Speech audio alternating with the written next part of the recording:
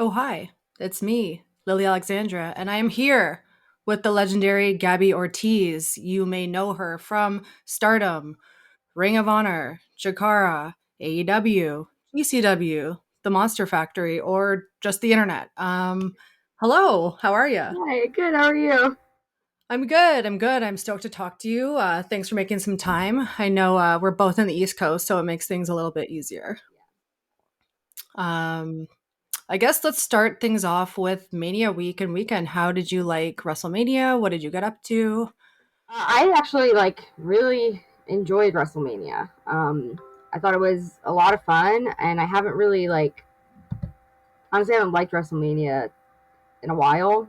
Like the last couple of years, I haven't either I just didn't watch or I just was not a super huge fan of it. So I really enjoyed it this year. Like both nights were really fun, and I was home. I was up here in the East Coast. I didn't go to Dallas. I stayed here. I had a match in Queens and just Nice. hung out with my boyfriend and watched WrestleMania. It was nice.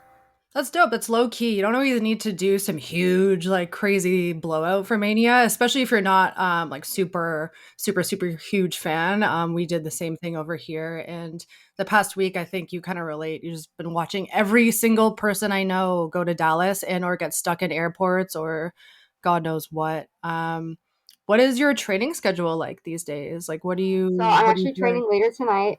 I usually train for wrestling Tuesdays and Thursdays, and the other days I just go to the gym and do my own kind of thing. But yeah, Tuesdays and Thursdays I'm at the Monster Factory training from 8 p.m. to sometimes 10:30, 11.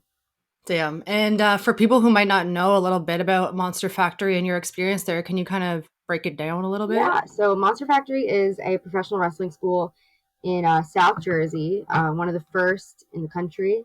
Um, and it's owned by a gentleman named Danny Cage, who was a wrestler. He had a back injury and had to uh, leave the business as a wrestler, but didn't want to leave the business, so he became a coach and an owner of the Monster Factory. It's a great place. We have a lot of great guest trainers coming in and out, a lot of amazing talents coming in and out of there. Ian Riccaboni of Ring of Honor commentary fame, Damian Priest, Matt Riddle, QT Marshall, and the recently signed Sloane Jacobs, aka the Notorious Mimi, Sammy Fernandez, who's a ref down at NXT. A lot of Yeah, people coming out. Yeah. that's really cool. I just interviewed Valentina Rossi, and she's at Flatbacks from Jersey. I don't know if you guys have crossed paths, but it just seems like the East Coast has a lot going on for the indie circuit. So that's awesome for people who might want to get into it. And something totally not wrestling related. I kind of wanted to kind of catch you a little off guard. I know that you're a huge Bob's Burgers fan. Yeah. Who I like don't know if you can see back who do there. you I have a little Bob's Burgers poster. It's hard to see. It's a little hard to see, but now that you see it, I can kind of tell that their body shape. It's the gang. It's the gang. Who I guess who do you relate to most? And would you ever try and maybe like be Tina for a match or like bring some kind of Bob's Burgers component into your wrestling or like nerdy shit that you're into? I already have. I Oh had wow. Louise inspired gear. It was pink and green. I came out with ears. So Louise is I'll send you a picture. Yeah, I need to see. I absolutely need to see that. Yeah, Louise is my girl, 100%. Yeah, I can relate to that a lot. I mean, Tina also is amazing, and I'm Jewish, so having a Jewish mom, like, it just kind of really reminds me of Tina a lot. What other like nerdy stuff are you into, like right now, that kind of relates back to your wrestling or just in general? I mean, I did one match. It was a Baby Yoda on a pole match. And Wow, all of my guys right here. that's kind All of creepy, but I also love it. right above my bed. They protect me. But yeah, I'm a huge Yeah, Star Wars guy. Harry Potter, but we all have our things. You can't really see what's going on behind me, but I have tons of horror crap. I have tons of crap everywhere.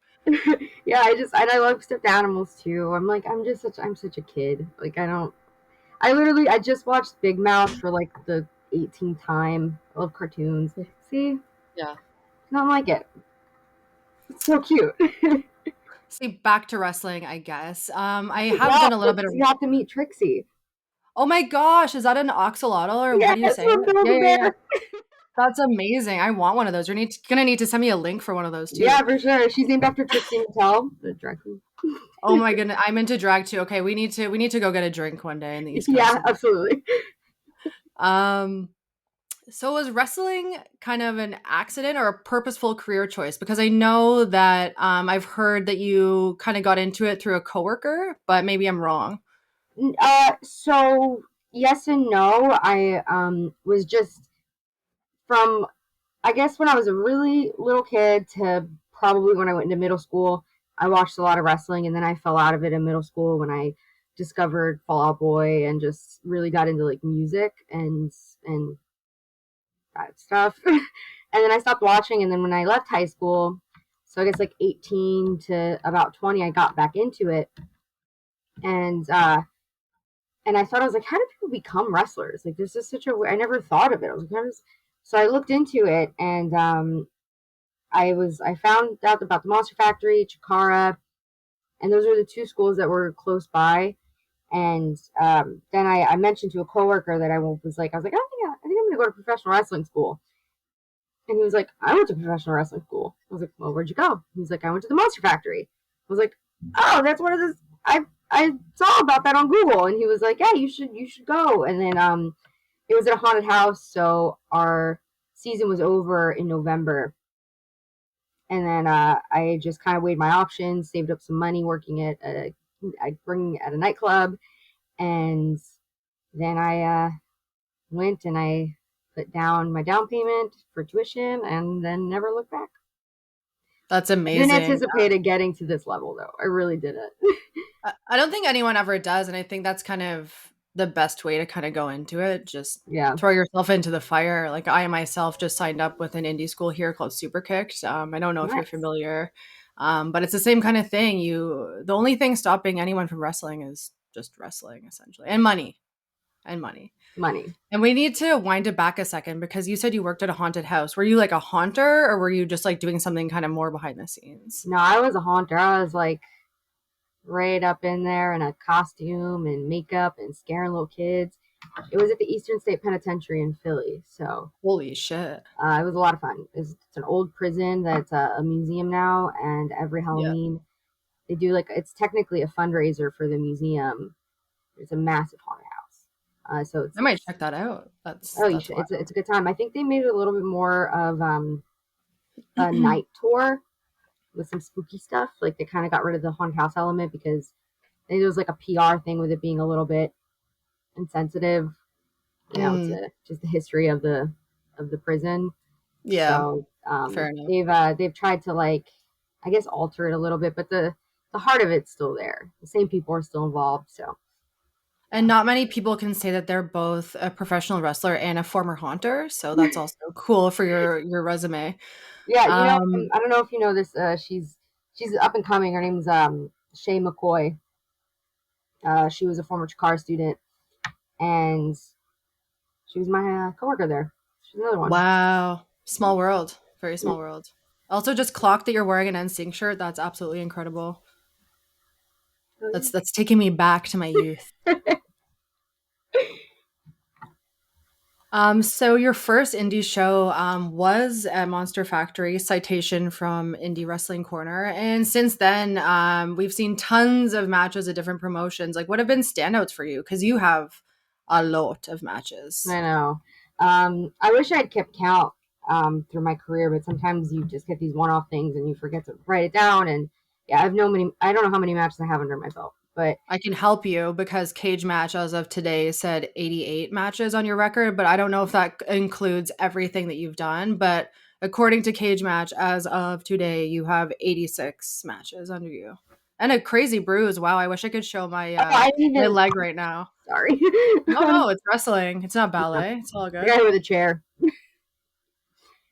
Um, that sounds. It doesn't. It sounds like they're missing maybe like a couple, Yeah. probably from just like smaller shows that I did or things. Well, whatever. That sounds 88. Damn. Okay, so that's nuts. Um, what was I gonna say? Oh, standout matches. The Young Lions Cup at Chikara was a big deal. Mm. I've done 2 Super 8s. Each one of those matches was a big deal, especially when I did with Scarlett Bordeaux. That was a lot of fun.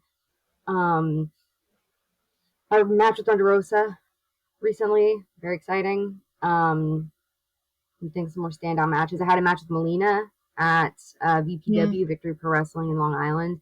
That was a huge deal for me because I love Melina, and she's also extremely nice and beautiful. There was a show I did at WrestlePro in Rahway, New Jersey at the Rec Center, which is where Jersey All Pro used to run, and they have a lot of really cool history. And that was against Vicious Vicky and Nikos Ricos when they were a tag team, and me and my boyfriend. And I love looking back on that match. It was a good time. That's just a fun match. It was a great crowd, so it's something that I like to remember. There's this local girl, I forget her name, but she met her now husband through doing death matches together. So yeah, there's a lot going on in wrestling that a lot of people don't realize. And you were just talking about Thunder Rosa, so I guess this is a good segue, and I think you know what's coming. But we got to talk about this photo, okay? We got to talk about this moment in time. That's not What me. was what was going through your head at this moment? Like, obviously, you guys call spots. Was this exact spot called? Like, and what was the fallout from it on social media? Like, obviously, this helped like followers and stuff. No. Yeah, like it's insane. My face isn't even in it, which is like the most wild thing. Don't ever underestimate the power of someone's butt. I No. did, and I know that I was proven very wrong. Um, so that spot was called. My in my head, I just remember we had practiced it in the locker room because the ring wasn't available, so I had to practice posting for her, and she was like, just be a little bit lighter. So that's what was going through my head was be light, be light, be light, because I'm a little bottom heavy, obviously. And so that was what was going through my head. That's it. There was nothing particularly like. I knew that like the match went well up until that point, and that it was short but sweet. And I just was hoping that Dustin Rhodes in the back was happy with it because he was our coach, and he was. So that's it. I thought that this is it. This is my match. It's going to show. I'll get some followers. I can promote it, and then it'll be done. And then it'll be done. And then I can go back and do extra work again. Then weeks later, after the match had happened, the picture started circulating. The photographer's name is Scott Lee. He's a good friend of mine. He's been taking pictures of me since I started, and we both were just like, "What the hell is going on now?" And luckily, people were really nice about it. There was only one person that was like, "Oh, you think you deserve followers and money because your Blah butt blah. picture got famous?" And he's the only one that got that. I was like, "Yes, I do." Like, what do you mean?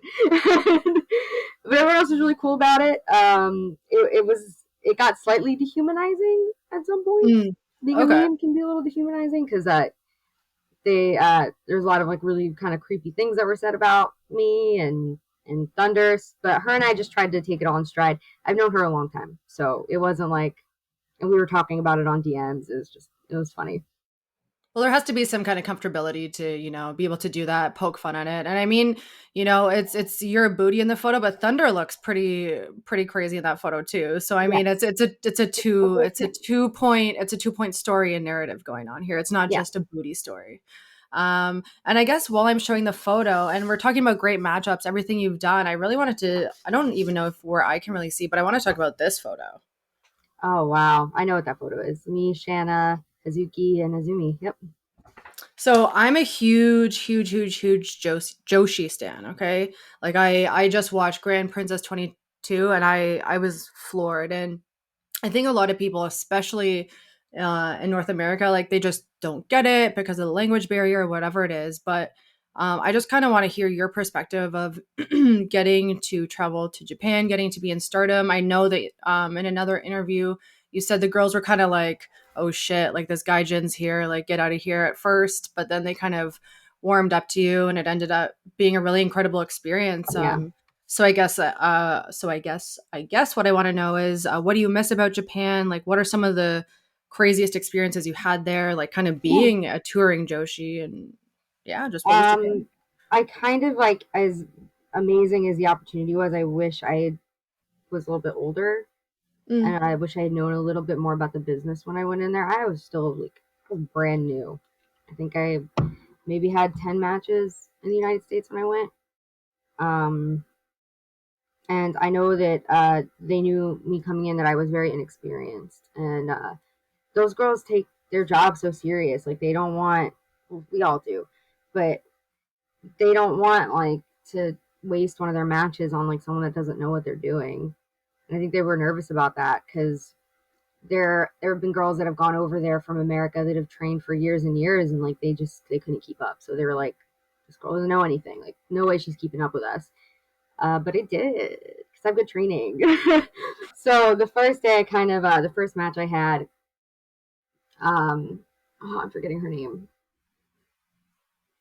I forget her name because she kicked me in the head so hard. Damn, Konami. Konami kicked me in the head really hard, left like a huge bruise on my face. She did that on purpose because we practiced it so that I could protect myself. But she fucking just went for it, and I like kind of like lost it for a little bit. Like I was blacked out for a bit, and then I came to just a couple seconds later, and I went to the back and I was like, "Hey, don't do that again." And she looked all confused. I was like, "Don't, not no, we're not playing that game." And then she understood what I meant. After that, we were cool. Everyone was cool with me. I think it was a point of just me sticking up for myself, and um, then also just showing that I was there to work hard. I was at training all the time. Um, the only time I had like a bad match was actually me and Shanna's singles match. I forgot one of her spots, and I was made fun made fun of by, like, not in a mean way. They all understood botches happen, but I tried really hard to just make everything I did clean and good so that they could respect me, and they did. And I left, and everyone gave me a big group hug. It was really nice. I miss it. I would go back in a heartbeat. I really would. I do miss it. It's probably a very different company now than it was when I was there. Yeah. Yeah. And a lot of my like good friends aren't either not wrestling anymore, and Hannah's passed away, and she was probably one of the closest girls I was to there. So it'd be a little bittersweet going back. Mm-hmm. But yeah, I mean, I don't have too many crazy stories because I'm not like a partier or anything. Like, I don't really do that, but I did spend a lot of time just going on the trains and exploring what the city had to offer. That's pretty Going, crazy. going shopping and just kind of being like, if I get lost, I'll find my way back, And I always did. So yeah, it was a good time. To Good me, food. getting to train in Japan and be in Stardom is a pretty crazy story. You don't need to party till 5 in the morning and hang Oh, off of a trust me, balcony or my anything. roommates did. Well, my I'm roommates too were old for that Tony now. Storm and Okay. Dewdrops. Okay. Citation there. Citation. Dewdrop, I'm sure can drink quite well. I mean, Tony Oh, Storm's Tony finisher was too. Strong Zero. That's an alcoholic beverage. Sorry, repeat that. Tony's finisher out there, and I think it still might be, but I think they changed the name of it. But her finisher was actually kind of like Thunder Rosa's finisher. It was called Strong Zero, and that's like an Mm. alcoholic beverage out there. It's a 0-calorie Oh, carbonated alcoholic beverage. It's quite delicious. So I understand why she well, would call it well, hopefully they give us a sponsor for another future interview, maybe one day. that. Other than, I mean, just missing the country itself, like, what do you miss about Japan? The food, shopping? Food and shopping. But Yeah. oh my god, yes, they had so many cool stores. I never had a bad meal there. Like, even like vending machine meals or 7-Eleven meals, it was all just so good. And I didn't eat healthy out there by any means. I think 7-Eleven had these really good like popcorn chicken like kebab things, like they were on That sounds skewers, fire. and these little tiny cups of ice cream, and I would eat that every day on the way to training. And then I But think you're I would get it again when I was coming home. But I was in the best shape of my life. I think the food there is just made different and probably a lot healthier than it is here. Because if I ate like that every day here, I'd be 100 pounds heavier.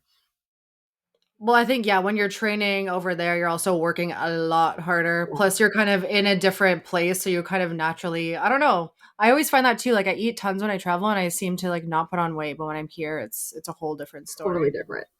Um, and currently, I'm learning the ropes. And one thing that I've learned very quickly, and by ropes I mean wrestling, obviously, is that it takes a lot of balls to just get in there. And I know it's a very basic question, but what is some advice that maybe you've gotten that's really helped you earlier in your career? And what's some advice that you'd want to give like younger women or just younger wrestlers that are just starting out, how to navigate and just how to deal with it mentally and physically? This isn't like the healthiest way to go about a lot of things, but it works out for me. Um, when there's the really scary things that you have to learn how to do, bumping, getting to the top rope, things like that, I found that dissociating from the entire situation is really helpful. Because it's just kind of like letting your body take over and like brain off, body will take care of me. And that's kind of like how I've done a lot of stuff that like I normally wouldn't do because I'm a huge scaredy cat. I didn't even go through the haunted house I worked at. I didn't even go through it. Like my off nights, are like, "You're coming to come through the haunted," right? I was like, "No." Like I was scared. I'm a huge scaredy cat. So like I don't know what compelled me to even get into wrestling. Um, I think just trusting your body is like a huge thing. Listening to your body is a huge thing. If something doesn't feel right, stop. I remember like there was a day we were learning how to do arm drags, and I basically have bird bones, especially back then because I was tiny. I had no meat on my bones. I was like 100 pounds soaking wet. Um, and I was getting arm dragged by a shoot MMA guy. You can deduce who that was. It was Matt Riddle. And he was arm dragging me. He's so strong. He didn't even realize like the extent of his strength. Mm-hmm. And they were like, "Wow, that looks really good." And then Danny Cage was like, "Yeah, it looks good because he's shoot arm dragging her over." And he was like, "Does it hurt?" And I was too scared to say yes. And I was like, "No, it's fine." So he kept doing it, and to this day, like my shoulder blade doesn't stay in place correctly Doesn't because of sit that. right. It doesn't sit right. Yeah. So always listen to your body. You don't want to end up like 27 and having like a fucked up shoulder blade. Sorry if I can't curse. I have that problem too. I'm still learning that rope as well to not be a pirate on air, but it's all good. And even myself, like before I got into wrestling, I was doing boxing and I just overtrained and I screwed up my shoulder. So that is See? like really, really, really good advice. And another thing you're kind of known for, other than being an amazing wrestler, in my opinion, anyway, is your appearance and your gear and your. I know you probably do your own hair and makeup for most of the matches, but walk us through kind of what it's like to design your own gear because yours always stands out and it just looks so damn good. Thanks. Oh, that's really sweet. I honestly like I am never satisfied with doing the same look over and over and over again. Especially when I first started, I had a similar kind of like look forever. I had red hair and like the same style gear all the time. And then Yeah. because Sandra Gray she's with AEW now, she used to make my gear, and I kind of just let her do her thing.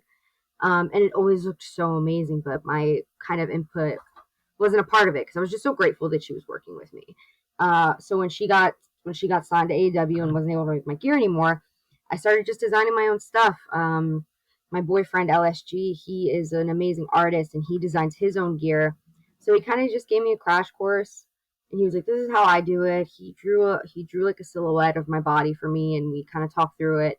And since that crash course of gear design, I've always done it myself. I'll just like print out a picture of like a body, like a silhouette, draw out the gear I want, send over kind of samples, like screenshots of the fabric that I want to the gear designer, send over my measurements, and then we get to it. So that's what Super I do. simple. Super simple process. Yeah, yeah. And I mean, gear designers are that like God bless them because I know they get a lot. It's probably not easy to deal with wrestlers, especially trying to like make a vision come to life. You know.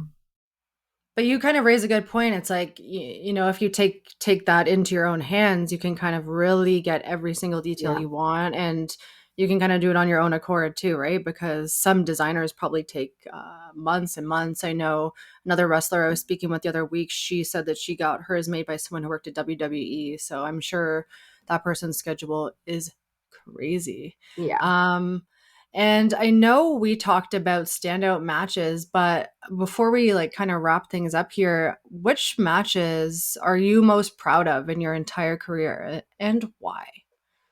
Um, it's actually happened very recently. It was like about 2 weeks ago. at Pro Wrestling R. It was a show in South Jersey, Westville. Um, and it was a small show. I mean, there maybe was 20, 30 people in the crowd.